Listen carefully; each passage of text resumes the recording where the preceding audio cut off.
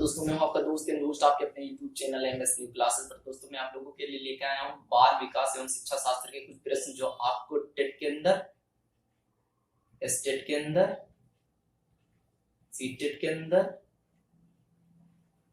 KVS के अंदर आदि में एग्जामों में मदद करेंगे। इसलिए आप लोग पूरा वीडियो ध्यान से देखिएगा। लास्ट में मैं आपसे प्रश्न भी पूछूंगा जिसका उत्तर आपको दोस्तों कमेंट बॉक्स में देना है।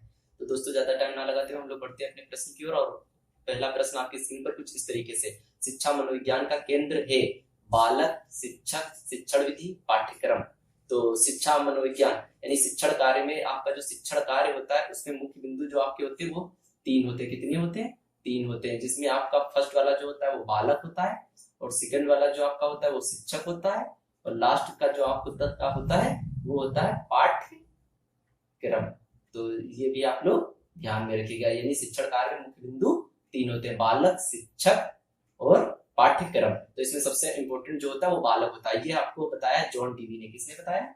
जॉन डीवी ने। तो ये भी आप ध्यान में रखिएगा।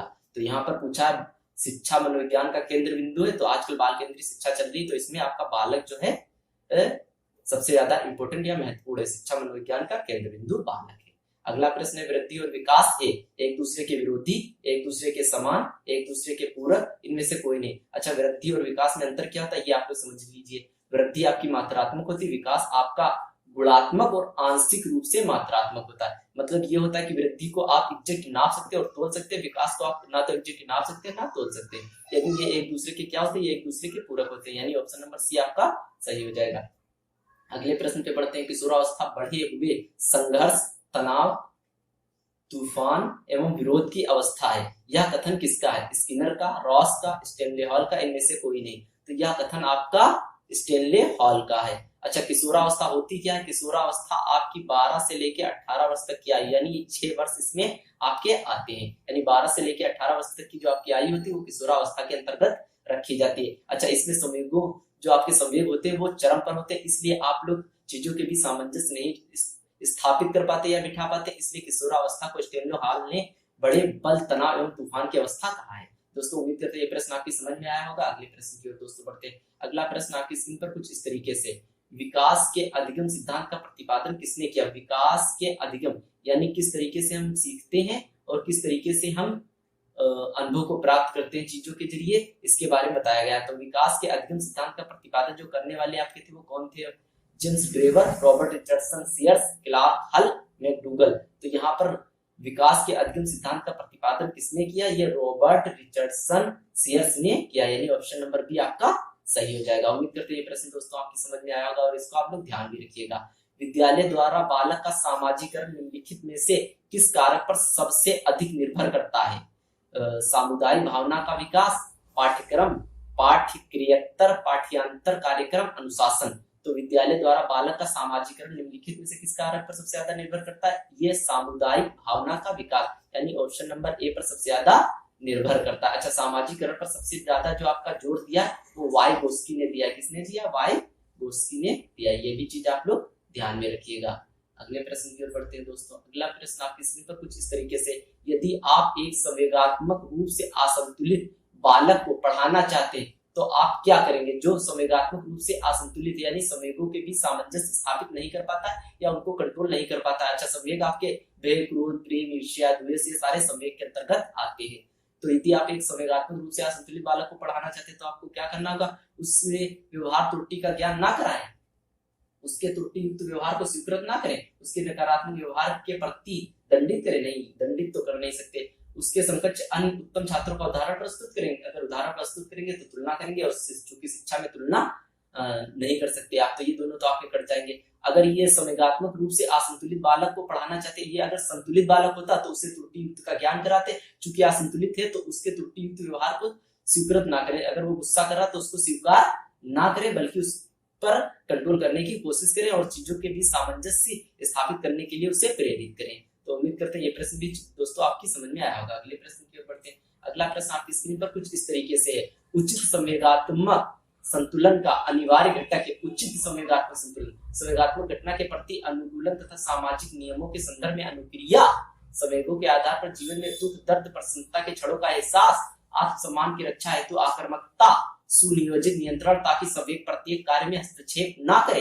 तो यहाँ पर ये वाला कट जाएगा, ये वाला भी कट जाएगा, ये दो आपको लग रहे होंगे। तो संवेगात्मक घटना के प्रति अनुकूलन तथा सामाजिक नियमों के संदर्भ में अनुक्रिया, ये आपका बिल्कुल सही है। चूंकि था तो ये भी ठीक, संवेगों के आधार पर जीवन में दुख दर्द प्रसन्नता के क्षणों का एहसास, मगर इसके अलावा और भी बहुत चीजें होती है, उनका भी इसमें सारी चीजें शामिल हो गई। तो इसलिए ये वाला नहीं हो सकता। आपका ऑप्शन नंबर ए आपका 79 में सही है। अगले प्रश्न की ओर बढ़ते हैं दोस्तों। अगला प्रश्न आपकी स्क्रीन पर कुछ इस तरीके से है, छात्रों में श्रम के महत्व के विकास हेतु क्या करेंगे? उनके सामने उदाहरण प्रस्तुत करेंगे, उनके सम्मुख वास्तविक स्थिति प्रस्तुत करेंगे, श्रम के महत्व पर भाषण देंगे। भाषण तो दे नहीं सकते क्योंकि ये विधि आपकी कॉलेज वगैरह में अपनाई जाती है। स्वयं श्रम संबंधित कार्य करेंगे। अगर स्वयं करके आप दिखा रहे हैं तो बहुत अच्छा, या आप खुद स्वयं कर रहे हो या बालक स्वयं कर रहे हो। अगर बालकों में विकास करना है, आप स्वयं खुद करें और उसके बाद बालकों से करवाएं। तो 80 का डी आपका पूरी तरीके से सही है। अगला प्रश्न आपकी स्क्रीन पर है 81, मानव व्यवहार का विकास निम्नलिखित में से किस पर निर्भर है? आनुवंशिक,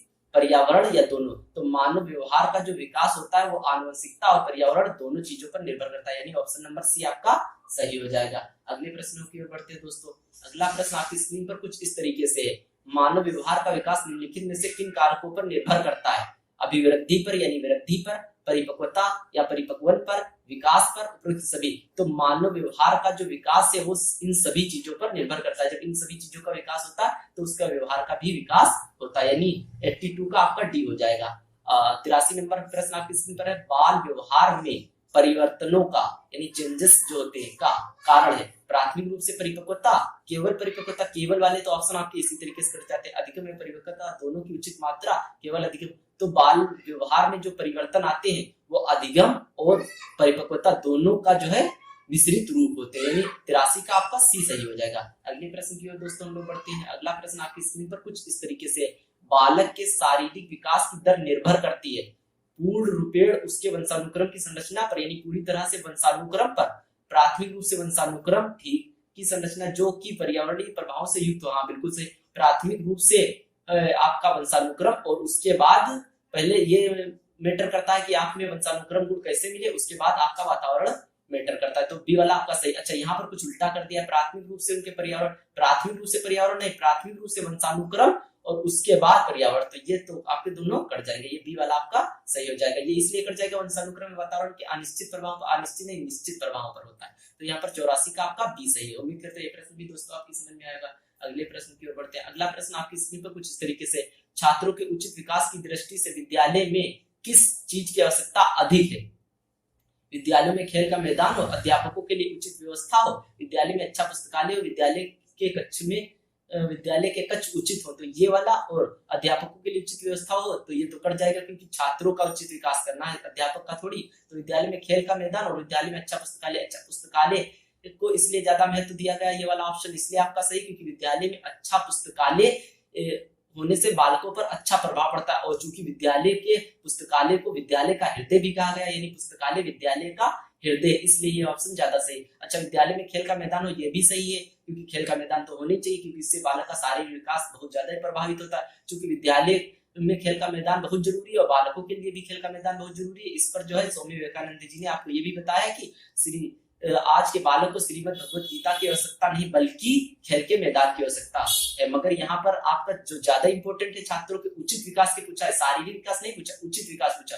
तो विद्यालय में अच्छा पुस्तकालय हो, यही ज्यादा सही है। तो 85 का आपका सी हो जाएगा। अगला प्रश्न, आजकल शिक्षा में प्रचलित प्रवृत्ति यह है कि बालकों के विकास वृद्धि का मूल्यांकन उसके व्यवहार के माध्यम से किया जाए, छात्रों पर किसी भी प्रकार का नियंत्रण लागू ना किया जाए, छात्रों पर अधिक प्रभावी अनुशासन नियम लागू किए जाए। तो अनुशासन तो नियम लागू नहीं कर सकते, ये वाला आपका कट जाएगा। छात्रों के पाठ्यक्रम को सुदृढ़ बनाना चाहिए, ये भी नहीं। तो बालकों के विकास वृद्धि का मूल्यांकन उसके व्यवहार के माध्यम से किया जाए, ये ज्यादा सही क्योंकि व्यवहार में परिवर्तन ही, यदि आपने शिक्षा प्राप्त की आपके व्यवहार में परिवर्तन नहीं हुआ तो आपने कोई भी शिक्षा नहीं प्राप्त की।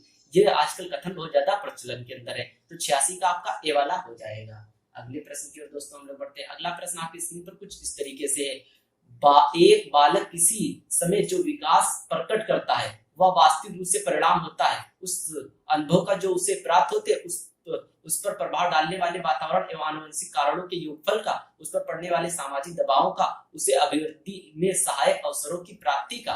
तो एक बालक किसी समय जो विकास प्रकट करता है वो वातावरण और वंशानुक्रम दोनों का योगफल होता है। तो यहाँ पे 87 का बी आपका सही हो जाएगा। अगला प्रश्न है, बालक का सामाजिकरण करने वाली सबसे पहली संस्था है घर, मंदिर, विद्यालय या मित्र मंडली। तो बालक घर में जन्म लेता है तो सामाजिकरण सबसे पहले शुरू होता है, वो आपका घर से शुरू होता है, और माँ जो होती है उसकी पहली अध्यापिका होती है, वहीं से वो सीखना शुरू कर देता है, यानी 88 का ए आपका सही है। अगले प्रश्न पर दोस्तों हम लोग बढ़ते हैं। अगला प्रश्न आपकी स्क्रीन पर कुछ इस तरीके से है, किसने कहा था कि व्यक्ति के पर्यावरण के संबंध में व्यक्ति की प्रक्रियाओं का विज्ञान ही मनोविज्ञान है? स्किनर ने, मन ने, बोरिंग ने या वुडवर्थ ने? तो ये आपका वुडवर्थ ने कहा था। अच्छा दोस्तों, अगर आपको परिभाषाएं याद करनी है तो आप लोग परिभाषाएं कुछ इस तरीके से याद करिए, जैसे हम लोग वर्ड मीनिंग याद करते थे, एक तरफ लिखते थे शब्द और दूसरी तरफ लिखते थे अर्थ। तो इसी तरीके से आप लोग जो है एक तरफ शब्द लिखिए और एक तरफ अर्थ लिख लीजिए, और उसके बाद कुछ जो इंपॉर्टेंट कथन होते हैं आपकी परिभाषा के अंदर, यानी व्यक्ति के पर्यावरण के संबंध में व्यक्ति की क्रियाओं का विज्ञान ही मनोविज्ञान है। तो क्रियाओं का विज्ञान ही, तो आप लोग ये इतना लीजिए क्रियाओं का विज्ञान, तो इधर लिखिए क्रियाओं का विज्ञान, इधर लिख लीजिए वुडवर्थ। इससे ये होगा, इधर लिखिए व्यवहार, इधर लिखिए वाटसन। तो इससे ये होगा तो आपको पता चल जाएगा कि व्यवहार पर वाटसन ने, क्रियाओं का विज्ञान कहा है तो वुडवर्थ ने। तो इससे आप लोग ज्यादा परिभाषाएं कम समय में याद कर पाएंगे और आप अपने एग्जाम को आसानी से क्लियर कर पाएंगे। उम्मीद करते हैं ये वीडियो दोस्तों आपकी समझ में आया होगा। दोस्तों यदि समझ में आया तो लाइक, सब्सक्राइब, शेयर अवश्य करिए। और आपका जो एक प्रश्न ये यहाँ पर लिखा हुआ, इसका उत्तर आपको कमेंट में देना। अच्छा, ये लिखा क्या हुआ है, व्हाट इज एजुकेशन, शिक्षा क्या है? यदि आप विस्तार में लिख सकते हैं तो विस्तार में लिखिएगा, क्योंकि जो चीजें आप लोग लिख देते हैं वो आप लोगों को हमेशा के लिए याद हो जाती है। तो यदि वीडियो पसंद आए तो लाइक, सब्सक्राइब, शेयर करिए और बेल आइकन भी बजा लीजिए। आज का कोटेशन दोस्तों क्या है? आज का कोटेशन भी वही है जो कल का कोटेशन था, यदि आप गरीब जन्मे हैं तो यह आपकी गलती नहीं है, लेकिन यदि आप गरीब मरते हैं तो यह आपकी गलती है। इसलिए आप लोग मेहनत करें और अपने लक्ष्य को प्राप्त करें। यह कहना है बिल गेट्स का। अच्छा, बिल गेट्स के जनरल नॉलेज का एक क्वेश्चन ये भी बन जाता है, माइक्रोसॉफ्ट कंपनी के संस्थापक कौन थे? तो वो आपके बिल गेट्स थे। दोस्तों यदि आपको किसी तरह की प्रॉब्लम आती है तो आप लोग हमारे व्हाट्सएप नंबर 7081373306 से जुड़ सकते हैं। वहां पर आप लोग दोस्तों पीडीएफ भी प्राप्त कर सकते हैं। उम्मीद करते हैं ये वीडियो दोस्तों आप लोगों की समझ में आया होगा और आप लोगों ने खूब पसंद भी किया होगा। तो आज का वीडियो यहीं पे खत्म करते हैं दोस्तों, धन्यवाद।